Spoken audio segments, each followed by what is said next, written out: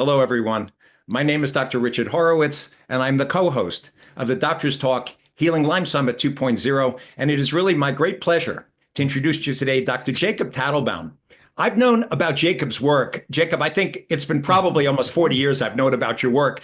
And this is actually the first time that you and I are getting together on a Zoom call to talk about the overlaps of chronic fatigue syndrome and fibromyalgia and chronic Lyme and long COVID, these chronic fatiguing musculoskeletal neuropsychiatric illnesses, and kind of how you've approached it and gotten people better. And I know you have a book that just came out recently that you can heal from long COVID. So let's talk about that. Tell people who you are, how you got into this, and then we'll just dive right in. And thank you for doing this today. Really Uh, appreciate it. my pleasure. Aloha, everybody. I'm Jacob Teitelbaum. I'm an MD. Started in internal medicine, but have really focused on post-viral and other causes of chronic fatigue syndrome and fibromyalgia, including post-infectious Lyme disease.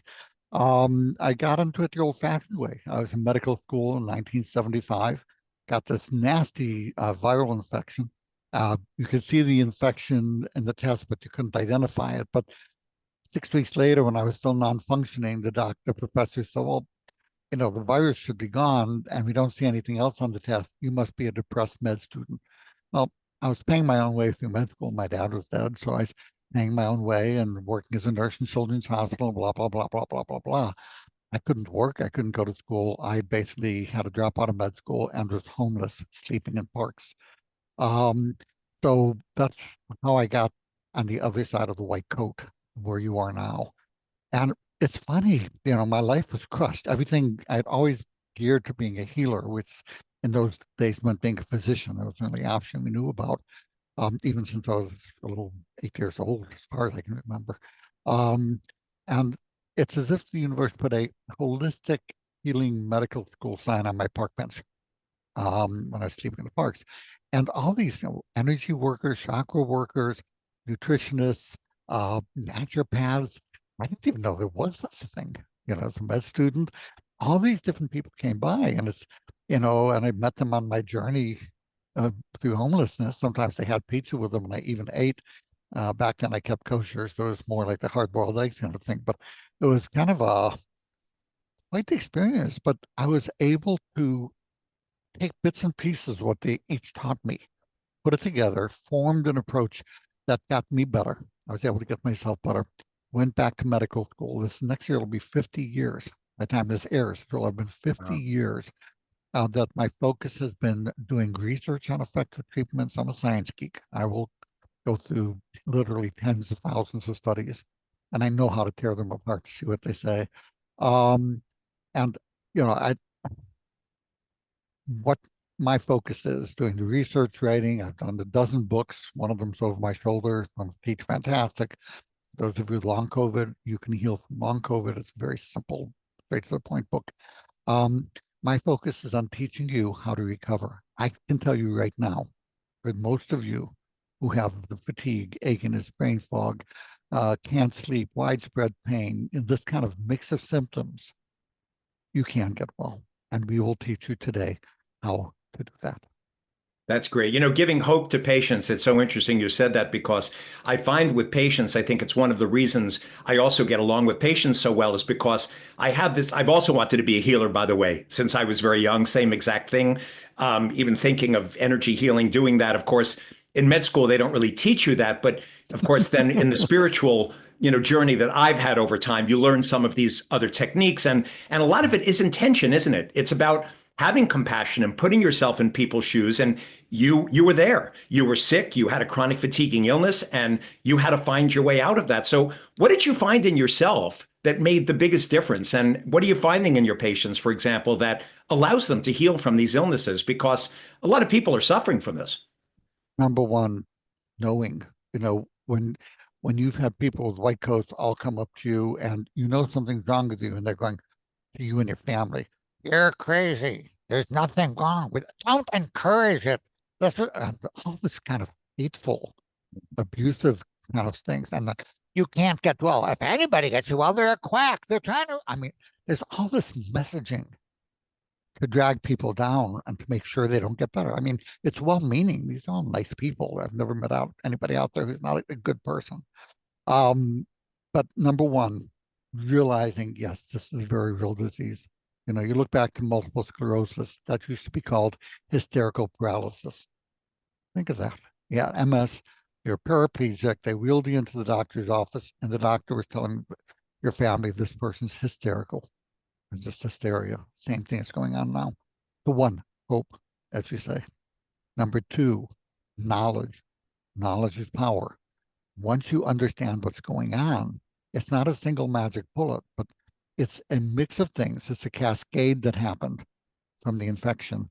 You can put things back together and your body can take off and be well again. And number three is, to me, all illness has a psychodynamic.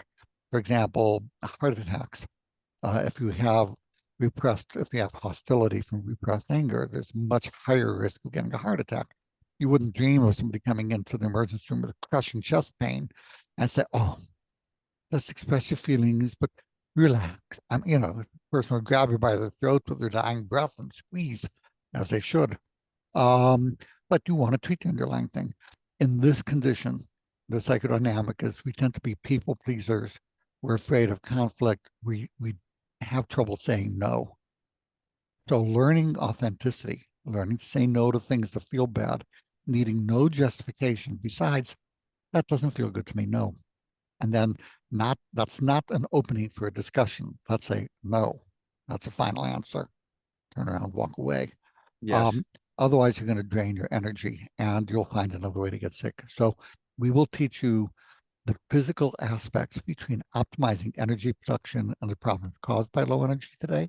But at the end of the day, learning to be authentic, learning to say yes to things that feel good, no to things that feel bad, including the negative thoughts that, are nonsense that go through our heads, and just learning to let go of those and shift your attention elsewhere or whatever form one wants to take to do that.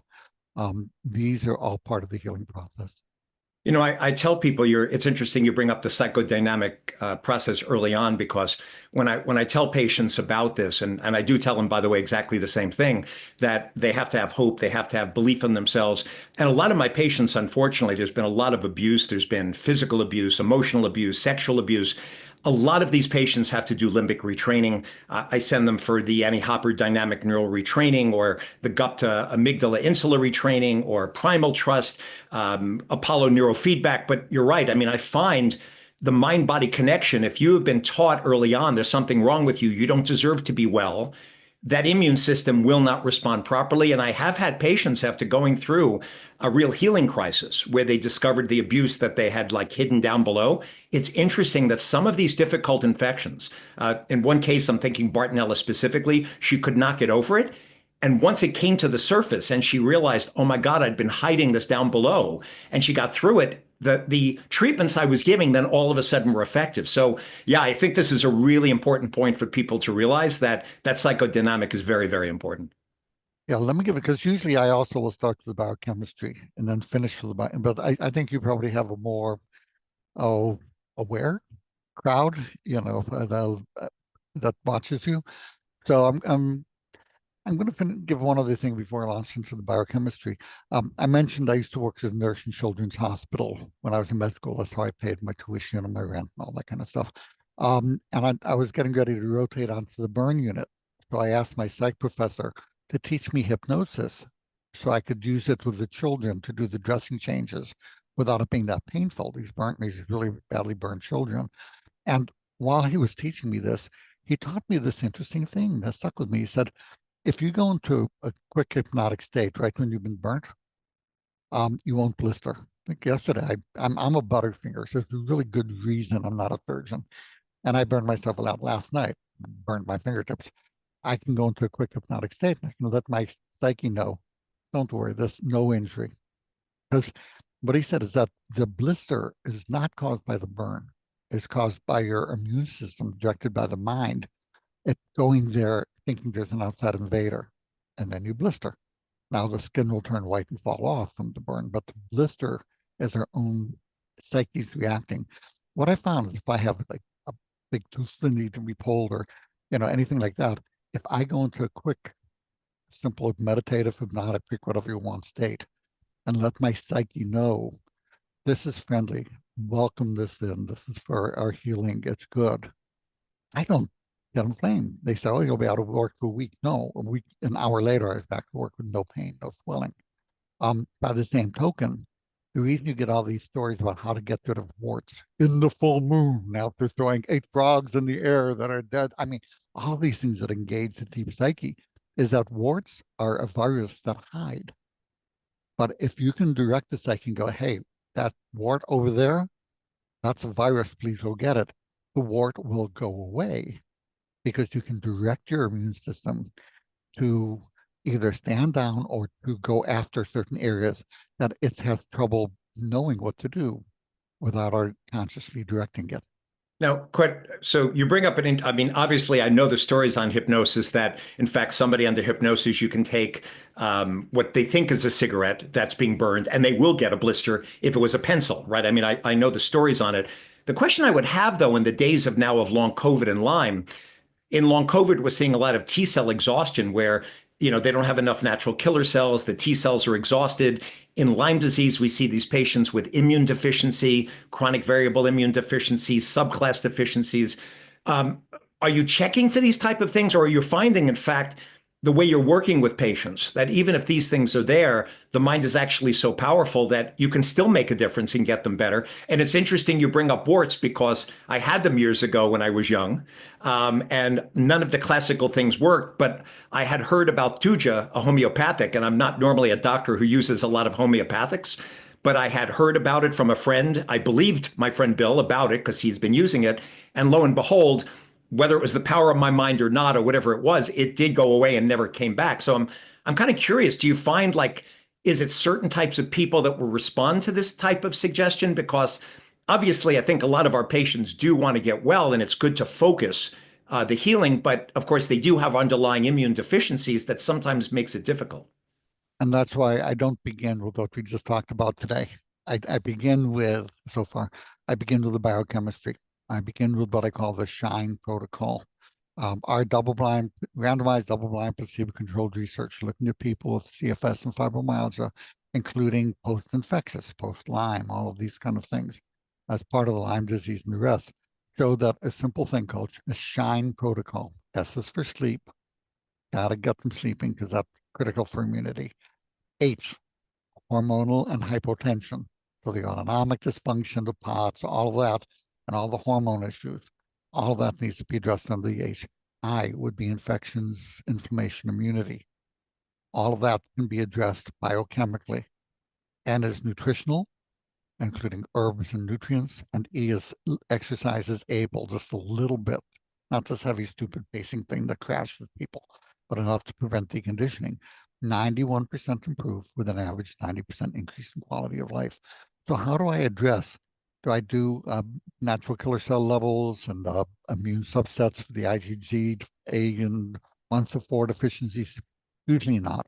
There are cases that I will down the line because there's a small subset that actually need the IV gamma globulin, 2% maybe.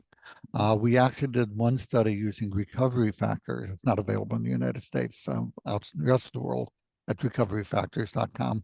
Dramatic improvement in post-infectious chronic fatigue syndrome, fibromyalgia. But I did a subset of people who had IgG total and IgG 1 to 4 antibody deficiencies. And we saw a dramatic increase in antibody in these antibody levels. So there's a lot that you can do. But let me give you what I want to give the viewers is a step back and understanding why, what's happening with the immune system. So many of these infections, if you look at viral infections like COVID, you look at Epstein-Barr virus, you look at the Lyme spirochete, they don't have mitochondria. They don't have their own energy furnaces. They can't effectively make energy. The spirochetes have to basically do fermentation if they want to get energy, or anaerobic kind of things that are very, very inefficient. They hijack our body's energy systems, our mitochondria. And the body says, really? So how does it fight it? It shuts down energy production. And that's why when you get a flu, you feel like going to bed. because your energy production is shut down. But if you have little pieces of this spirochete or the virus or the spike protein or whatever that are still left after your body has killed it, those can last for years. The body doesn't know the infection goes away. So your immune system keeps acting and fighting, and your mitochondria, your energy system stays turned off. You have no energy. And what you get is an overactive immune system that depletes. And I actually had somebody, I was wondering whether what was primary. Was it the low IgG1 to 4? Does immune deficiency what came first and then the disease? Mhm. No. I had two people where they actually, for God knows what reason, had these tests before the illness. Had them on their kids, had them others. These antibody levels were fine until after the illness. So there's a certain genetic group that they're born with this deficiency. But I think the body not knowing that the infection is gone and chronically attacking it exhausts the immune system.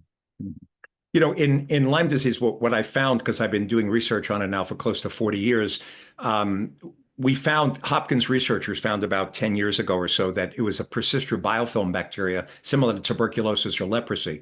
And the Dapsone protocol that I came up with is really just based on those facts. And right now I've got it down to about a 9-week oral generic protocol with 2-week pulses for Bartonella.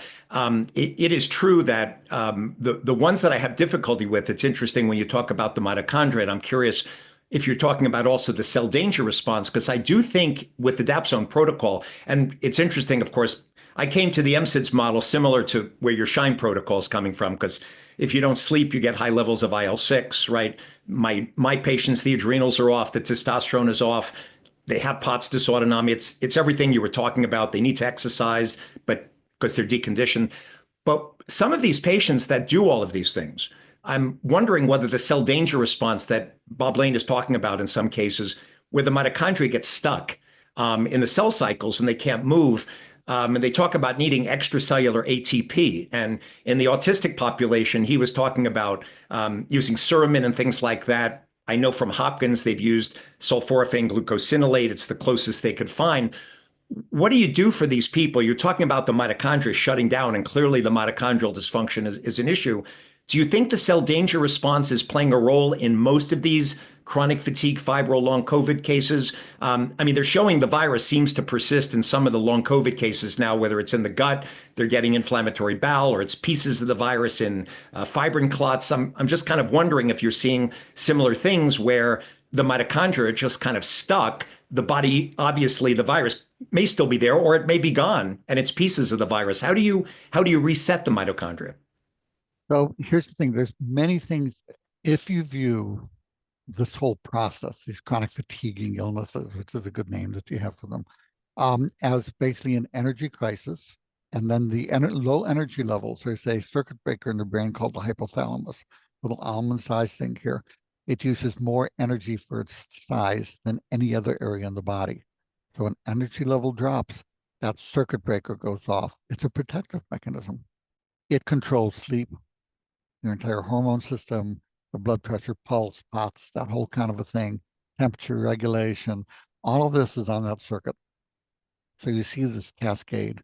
What we find is, and then I, again, there's so many names. So there's cell danger response, and there's all different names, but it's the same thing with different names that we're talking about.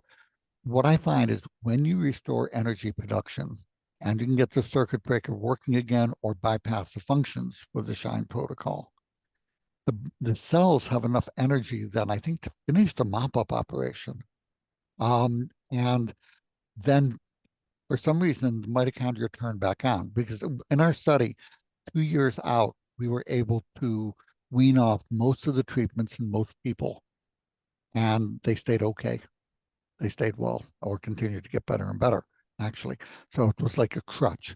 So it seems that you're able to turn off the cell danger response by restoring energy production. And also, we go in the eye and the SHINE protocols, there's infections. There's a whole bunch of infections. I will look for the Candida as a major one, the antibiotic sensitive infections like Lyme and the co-infections, the Epstein-Barr and other viral reactivation. Not everybody has all of these, but I will look based on primarily on symptoms. I don't find the testing as reliable as I like them. And the gut infections, I'm happy to go with the symptoms.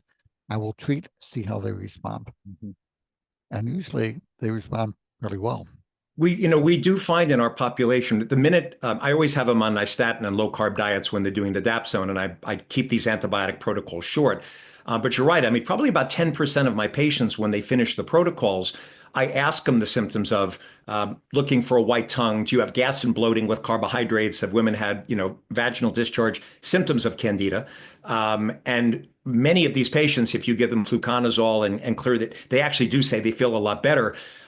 There is a subset, though, I'm needing like NT factors, CoQ10, nicotinamide riboside, like things to get the mitochondria kind of going again. Do you use some of those mitochondrial protocols for some of these patients?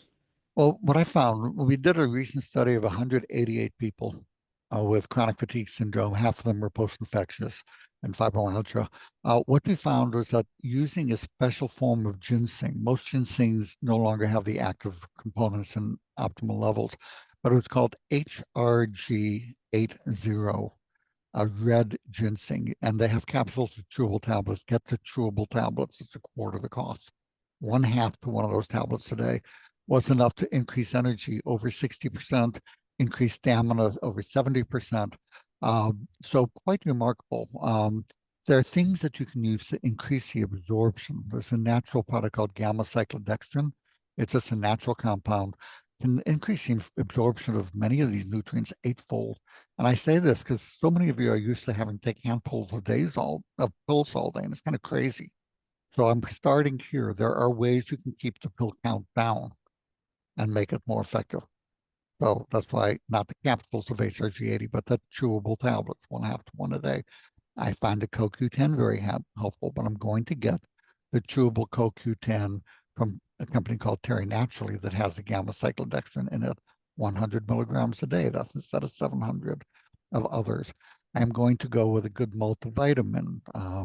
My favorite, by the time this airs, there'll be a powder called the Energy Revitalization Drink Mix, where one drink replaces 25, 30 pills, and it has all the key nutrients. So the way that I'm doing this is by optimizing energy levels. I will sometimes use acetyl L-carnitine, but at the 2,000, 4,000 milligrams a day, unless they have neuropathic pain, other things are more efficient. The NT factors can be helpful. Personally, I just find the other things to be more efficient. Ribose. Ribose is a back. We have two studies now showing they dramatically increase energy. Take one. That's what I take each morning myself. That and the vitamin powder. I take one scoop, and my energy is like. Yeah, we use the research nutritionals D-ribose, and we do use that Mhm. in mitochondrial protocols and do find that it helps. The ginseng you were talking about, though, this is mostly for because we're finding like literally close to 100% of our patients, their adrenals are just shot. Everyone from phase 1 to phase 3, Yep. not Addisonian, but I mean really low. The Yep. ginseng you're talking about, and so instead of have to use rhodiola and pantothenic acid and B vitamins, you're finding this one form of ginseng is enough. It's basically kind of revitalizing the adrenals, or it's working on other mechanisms. It's an adaptogen for adrenal and multiple other mechanisms. Ginseng affects the whole body. Mhm. That's why it was so popular in Asian medicine until it got farmed out and you couldn't get the active stuff, just the sawdust basically. Um, so there's for the adrenal, what you'll find is I will do cortisol testing in the morning, fasting morning cortisol, and I will also do a glycosylated hemoglobin. If those tend to be low, if the cortisol is under 14 or the glycosylated hemoglobin is under 5.2, I'll suspect it. But I will happily jettison both those tests for one simple question. Do you get irritable when hungry? For people who get hangry, and if you're not sure if you do, ask your significant other or spouse or kids or parents. How did you know that about my wife? That is Yeah, yeah, absolutely incredible. yeah, exactly. You have adrenal fatigue. It's so common these days with the stress of modern life. So irritable when hungry. I am going to go with Adrenaplex, which is a mix of the adrenal glandulars, pantothenic acid, licorice, all this stuff. It's cheap, simple, one pill a day. It will smooth that right out, way cheaper than a divorce lawyer or marriage counseling. Helps the energy quite a bit. So hangry, especially if you tend to have low blood pressure, you get this when you stand up. You get recurrent respiratory infections that take forever to go away, and everything comes by, you get it. These are all symptoms of adrenal fatigue. But again, number one, hangry. No, that it's a great and in fact I find it in over 50% of my patients actually. I've had hypoglycemia since I'm young. I have to be on a good diet and I take adaptogens and feel better. Quick question about the viruses though. We are finding a lot of Epstein-Barr reactivation and HHV6 reactivation in our COVID patients. I was, the Famvir and the usual drugs we're using of, famciclovir, valciclovir, they're usually not enough. I saw an article recently on dipyridamole persantine getting to the places where EBV is hiding. And I was curious because you were talking early on about, the viruses, and we are seeing at this point in my patient population, it's bacteria with Lyme and Barrett, and it's parasitic with Babesia, and it's viruses with EBV, HHV6, and it's a mix of these infections. But the viruses do seem to pop up from time to time. You were saying earlier with the SHINE protocol, doing these things like sleep, exercise, adrenal pots, etc., they do get better. Is it still enough to stop these viruses from reactivating? Because we are still seeing them all the time. But here's the thing, in about 20%, they are going to reactivate. We see it in COVID, one of the earlier studies, they actually documented EBV viral reactivation. Again, not by the blood test, where 95% of healthy adults have elevated Epstein-Barr antibody. That's normal. And even if you're looking at the EB and the VCA and and the nuclear antigen, it's I don't consider the testing reliable. But if somebody is telling me, look, I started this with a viral infection, not COVID. If it's COVID, yeah, there's some things that are controversial and they got caught up in the politics. I just don't even want to go there.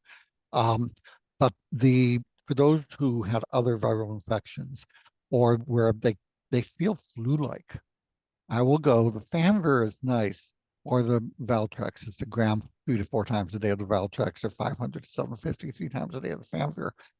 They're not enough by themselves. Um, the Celebrex, arthritis medicine, Celebrex 200 milligrams twice a day, dramatically increases the antiviral protein. And this is a nice study done by Pridgen, and that we're finding in our own patient population. Yeah, you're talking Celebrex, the COX-2 inhibitor that we use for pain? That I tell people is poison and not to use it for arthritis, but I give other natural things for arthritis, but its antiviral properties are potent. And you know what else? Pepsid, not the PPI acid blockers. Those kill I think, over 30,000 Americans a year. Those are poison. But Pepsid, over-the-counter Pepsid, dramatically balances immunity in ways that fight the Epstein-Barr. Now, no, used to see it on cimetidine. I hadn't seen it on Same thing. famotidine. Same Cimetidine thing. is right. Same thing. Same thing. Same thing. Okay. No, interesting because we use cimetidine now regularly in our protocols, but I'm doing it because it actually lowers methemoglobin levels when I'm giving dapsone. I didn't realize, and I knew it had antiviral properties, but I didn't realize you're finding the Celebrex and these things so effective because, I'm always looking for these tricks. And by the way, Hormones. when we do the viral reactivation, I'm only doing it by PCR. It's PCR in the blood. I'm not relying on the early antigens and the rest for it. It's not useful. Yeah. It's unfortunately the ones that are IgM positive, which is about 1% of the population, don't respond to the antivirals. It's really strange. The PCR, I've never seen anybody turn positive on it. So it's okay if you do the PCR. Certainly, I would go with it and treat it. 4 months to start feeling better. 6 months is the length of treatment.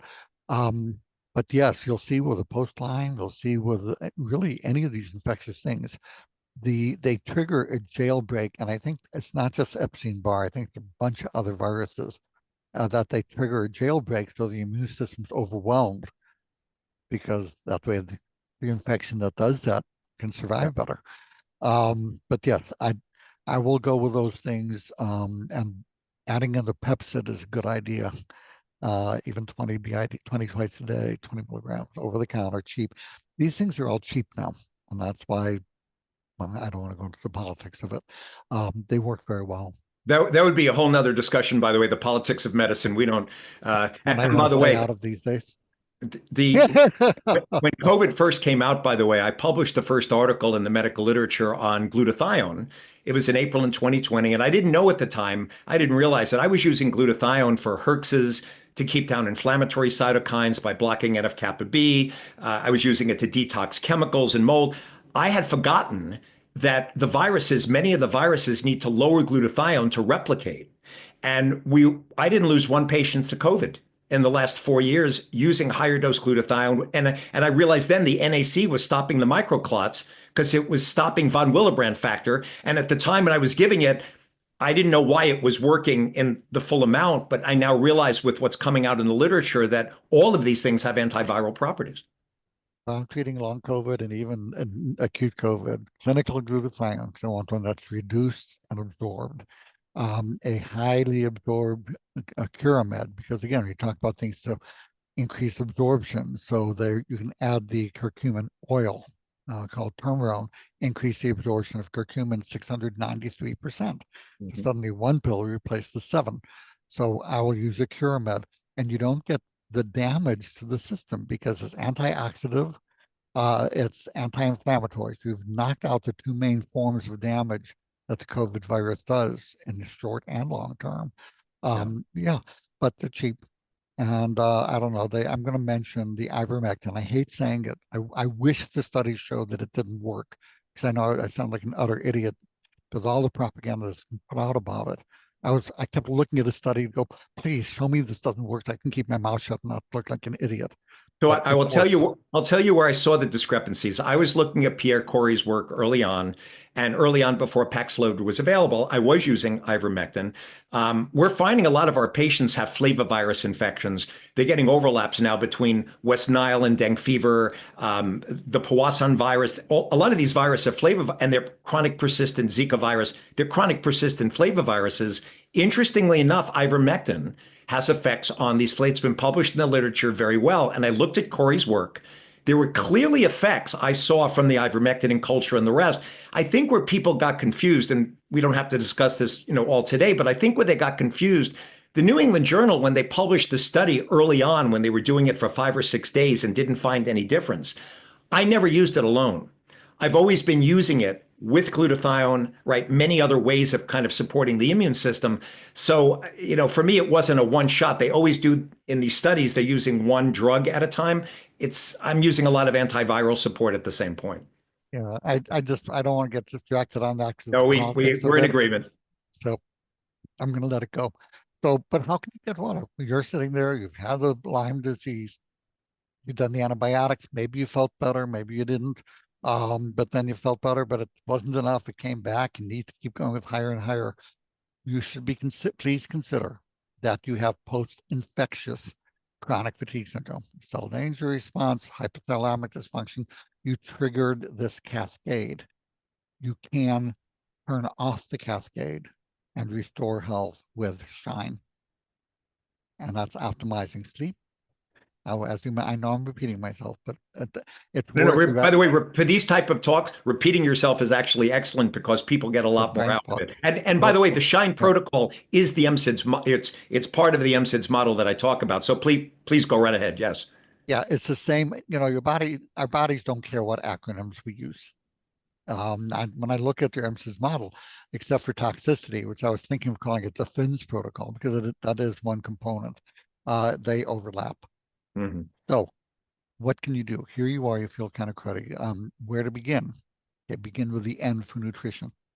Cut down the sugar, increase most of you will find a high protein diet. You're going to need more salt, not less. For most of you, do not salt restrict unless you have heart failure. Um, and you go with these things. I will use a good multivitamin that's high in B vitamins and magnesium. They're so critical. People ask which nutrient do I need, and the answer is all of them. So I will use the energy revitalization drink mix. One drink a day replaces 25, 30 pills. If it's good coverage, I will put people on the HRG 80 red ginseng. There's something called Smart Energy System, which is ribose, ashwagandha, rhodiola, green tea extract, licorice. That's optional too. Those three will double most people's energy. Mhm. And probably more than that in the average person. So simple places to begin. And by the way, when we test, I know you said you weren't testing as much. We find that it was about close to 20%. Their magnesium levels were low, not in the serum red blood cell. They were low in copper, so they didn't have enough for superoxide dismutase. They were low in zinc. You need zinc for immune function. Uh, we also were finding this and do a lot of nutritional replacement in the same way. Yep. Yes. But here's the thing, the energy revitalization system will have the 200 milligrams of a highly absorbed magnesium. It's going to have 15 of zinc. It's going to have the perfect 1/2 milligram of copper because copper is oxidative, but you need it for SOD. So instead of looking at each of these 30 things and doing $5,000 in tests, the tests I will do for nutrients, there's two of them. I will check for B12 levels because if the B12 is under 540, they say it's normal. If it's over 210, then same. Under 540, I'm going to give B12 shots. But the thing is, the energy revitalization drink mix has 500 of B12 in it anyway. So it's going to cover all that. But it doesn't cover because it doesn't have iron. If people, I will check a ferritin level for iron and an iron percent saturation. Ignore the normal range. If the ferritin is under 60, I will give iron. If the iron percent saturation is under 22, I will give iron. And because if the iron is low, your thyroid's going to be low with normal testing, and all the rest of your energy systems are going to be struggling. So the only test, really, if I had to pick one nutrient to test for, I'm going to supplement all the rest of them because it's easy with a single drink or so a day. Mhm. I will check for the iron. The only, and I know you know this, but for the people listening, the only issue with ferritin, though, you have to be careful is it's an acute phase reactant. If there's a lot of inflammation, the ferritin can be falsely elevated. And in fact, they have ferroptosis they find in COVID, right? It's one of the things that actually gets activated in some of these people. And that's why I check the iron percent saturation. Otherwise I wouldn't bother. Right. Exactly. So, but you're one of the few doctors who knows that, Richard. This is really, really cool. Um, and You know, so, you and I have both been doing this. I mean, you're doing it even longer than I have. I got out of med school in my residency. Med school was 84. I finished residency in 87, and came to upstate New York, Dutchess County, and moved into the largest Lyme endemic area in the United States. It wasn't something I was looking for. It just kind of found me, just like, right, you got a viral illness and said, it's almost like God, the universe, whatever words you use, it's like they put you in a position where you have to find the answers and then you go and you say, okay, I'm going to now help other people just like I ended up helping myself. Right. yeah, and it's kind of really cool in retrospect. For those of you out there with this illness, you're going to think the universe must hate me. I'm crushed. It's horrible. Yes, I know it feels that way. I felt that way too. I felt like everything I'd worked for my whole life was gone. And I was like, may as well have been dead. In fact, I got that point. I went skydiving once because I wanted to see if I wanted to die or not. I mean, it was that, and I was about 1/10 of a second out of the airplane in free fall when I realized, no, I don't want to die. Okay, pull parachute. So anyway, but this illness will turn out to be a real gift and blessing for you. Even if you wonder if Spider-Man got bit by a radioactive spider, at least he got all these spidey power and senses. What's the superpower we get from everything we went through? It's authenticity. As we mentioned in the beginning, it's the ability to say no to things that feel bad. Leave your mind out of it. Say no to things that don't feel good to you and say yes to those things that do. And at the end, and what that work for you. There'll always be somebody else there. How about heroin? And how's that working out for you? Not so well. There you go. Okay. So And resilience, by the way, because the other thing yeah, I find that patients develop from this long healing journey in some people is they develop tremendous resilience, right, over time, and even compassion for other people who are sick. I mean, yeah. you start to put yourself in other people's shoes. You realize like you can have more compassion and more resilience. So you're right, there are gifts, but a lot of these people have to get to the other side of it. But you're right, whether they use the MSIDS model or the Shine protocol, the way you're describing it, we do find that it does work for a lot. Now, quick Well, question though, it's the like, people yeah. that don't respond, like you must have your non-responders, right? Just like everyone does. What do you find are the most common things in those Well, people that are the non-responders? Richard, what I'd like to do first Yes. is go through how they can respond because I'll get 91% of you more actually now since we have newer research and stuff. We'll get better with the Shine protocol. So let's go through Shine. And then let me make an offer. I know we're going through a lot of stuff. Uh, Let me give my email address. So write this down, because you can email me and I'll send you the free, all the stuff will be kind of in a summary and a free information sheets that you can have. It's fatigue, FATIGUE, doc, DOC, @gmail.com. You can email me and say, please send the free post-Lyme or long COVID or whatever information sheets. If you have sensitivities, ask for the MCAS information sheet. If you have, the immune dysfunction, if you want information on low-dose naltrexone, ask for that information sheet. If you have POTS, ask for that information sheet. If you have neuropathic pain, ask for that information sheet. Well, all these different things. You can just give the list of, and don't say all of them. If you want all of them, get my book. That's in there. But, I'm happy to send you these information sheets, and they will walk you through the, short course version. And this is all free. This is my goal, is how to make effective treatment for everybody available. Give it away. So it's there, and go ahead, and it will get you well. So sleep. You gotta be sleeping. And the sleep center in that circuit breaker is not working. So people have trouble falling and staying asleep. To fall asleep, again, start with the natural things. I will use mixes of herbs. There's one called the Revitalizing Sleep Formula, which is 6 herbs. Melatonin. I like sustained release melatonin, like an EP120. Chamomile tea. I'm not talking about the dust in the tea bags. Get a loose tea that's buds, the chamomile buds, and steep it. It actually, you'll find it can help. But again, most people get the tea bags. It's dust. It's not going to work. The medications, low doses, trazodone, Flexeril, gabapentin. There's a whole Benadryl, but low doses. You are a cheap date. Your system is not clearing things out quickly. You take a standard dose of something, you're going to be hungover till 3 the next day. So By the way, everything you're mentioning is yep. exactly what we're using in our protocols on a regular basis. Right. Yes, it's very we like a lot. We use valerian root, we use gabelthine. There's a lot of other herbs. Passion flower. A lot of these are also very useful. Everything you just mentioned is in the Revitalizing Sleep Formula already. So again, what I'm going to say is that there's simple things. You can get your 8 hours sleep a night. And whether you have trouble falling asleep, staying asleep, restless leg syndrome, the book will go through, both books will go through how to address each of these. But sleep is critical for pain and energy and immunity. H, hormones. Tired, achy, brain fog, weight gain, cold intolerant. You deserve thyroid hormone. I don't care what your tests show, unless your T4 shows that you're hyperthyroid. A TSH is the most useless, damaging piece of crap test that I've ever seen in my life. Tell me what you really think, Jacob. Don't hold back here. Oh, well, already then, it's But by the way, in the Lyme population, one thing I will tell you about TSH that makes this fun, and I spoke to a doctor friend of mine a day ago about this.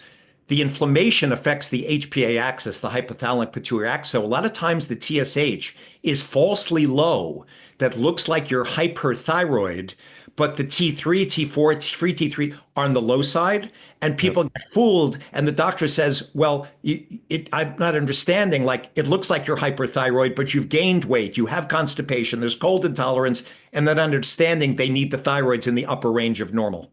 that's because the TSH is an utter piece of crap test. So anyway, I was lecturing at the World Congress on Fibromyalgia. Oh God, around 2000 in Italy, I think it was.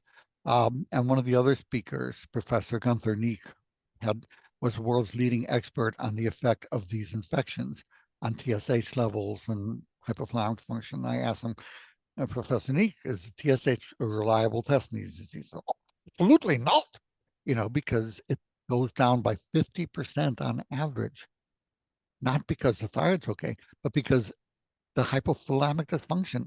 So let me just say it differently. It's an utter piece of crap test. Don't use it in this disease. You can use a free T4. And if it's normal, you know what it means if it's normal? It means you're not in the lowest 2% of the population, called 2 standard deviations. So a normal range for shoe sizes medically would be size 5.5 to 13. You give me a size 7 shoe, the doctor will say it's in the normal range. Right. Well, yeah, I got a size 12 foot. You're So funny think the thyroids need to be in the general upper range of normal with the, for example, the free T3, free T4? I'm saying you got to listen to the person. Tired, achy, weight gain, cold intolerant, and you Yes. got two or three of those symptoms: unexplained infertility, recurrent miscarriages, constipation. I'm with chronic fatigue, I'm going to give a trial of thyroid hormone. I'm going to Got start it. with the desiccated thyroid. I'll consider if that doesn't work well, the T4, and I will consider high dose T3. And this is more complex here, but you need to treat the person and not the blood test. You need to adjust it to what is optimal, as long as the free T4 is not in the upper 10% or higher. That's the only Got it. test I'll use to adjust it. But I don't adjust it based on the test. I adjust it to what feels the best. Then I check the test for safety. Okay. And you already know other hormones.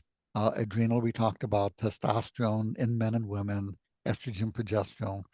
All the hormones are on this control system. They're all down despite normal testing. Got it. By the way, Um, the trick I use for testosterone, because a lot of men come in with low T in their 20s because of the inflammation from the HPA axis. We found that Clomid, a half a pill of Clomid 3 times a week with Arimidex, you know this trick. It oh, it yes. basically kicks up their testosterone. You know this trick already. Yes. And if you have trouble finding the Clomid, compounding pharmacies can make it for you. Yeah. They jerked it around. It used to be like 5 cents a day, and now it's like $1.20 or something, Yeah.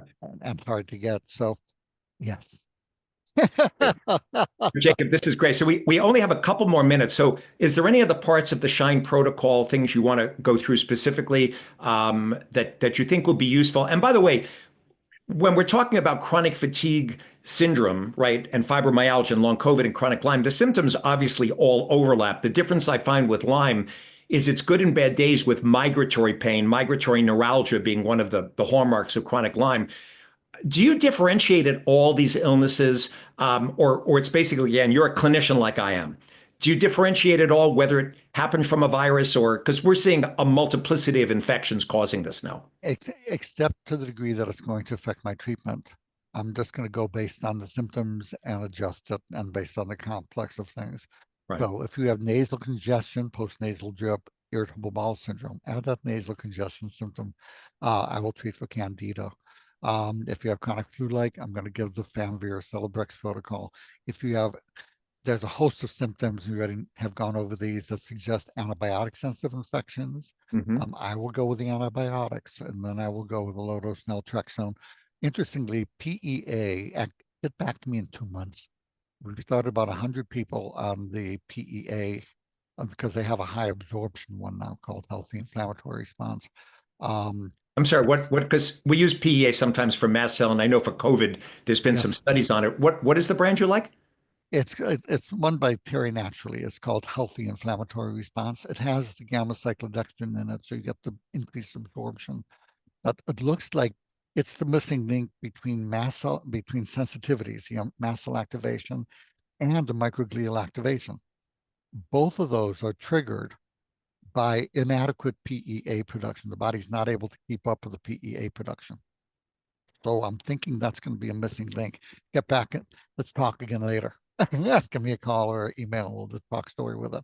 Great. So there's a lot you can do, Shine. If email me at fatiguedoc@gmail.com. Ask for the information sheets. Happy to send those to you.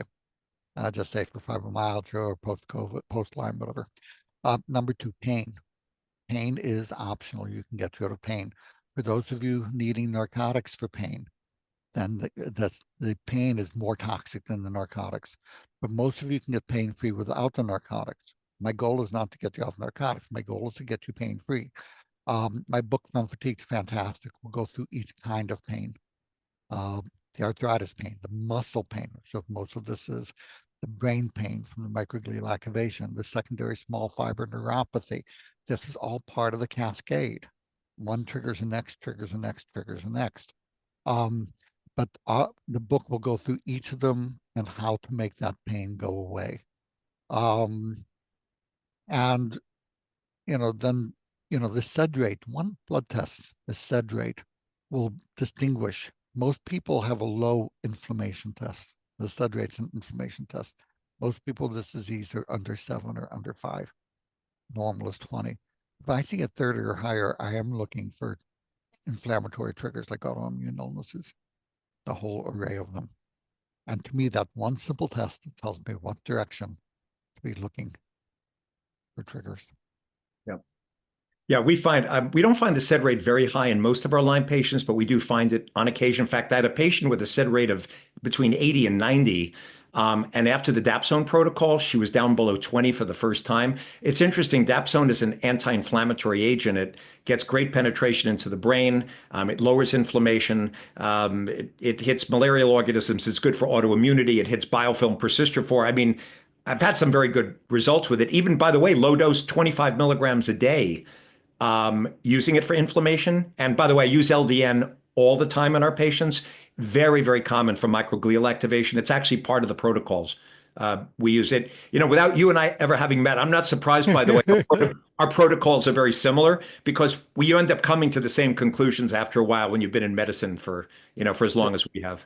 This is what the research shows, and I'm a science geek. It's funny, they used to call me the Phantom because 3 in the morning they see me in the hospital in the med school library just pulling the studies off the stacks and going through them.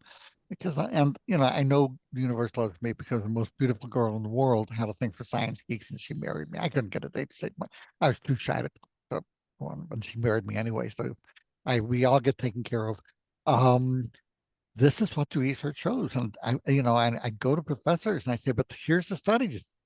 And they'd say, there's no research showing that this works. I said, but here's the study. I said, I don't need to look at that stuff. This is pseudoscience. I said, how do you know you haven't seen it? Because I would have heard about it if it wasn't. And then they can honestly say they've seen no research showing that this works.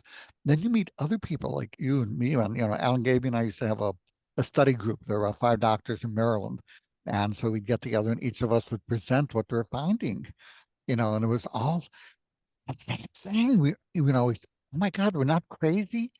We all are coming to the same conclusion because instead of looking at what they're being spoon-fed us by the pharmaceutical industry through our med school professors and conferences, we're looking at what the science actually shows. And when you do that, come to the same conclusions, and then people get better, like you. Yeah. Jacob, this was a fascinating talk with you. Thank you so much for taking the time with me today to do this. This was really fascinating. For everyone who has been tuning in, this is Dr. Jacob Teitelbaum. He's been in medicine even longer than I have, doing chronic fatigue and illness. Jacob, thank you so much for taking the time today again. So again, the email to get in touch with you is fatiguedoc@gmail.com. Yes. Great. So again, thank you. Great. Thank you again today. Mahalo to you too.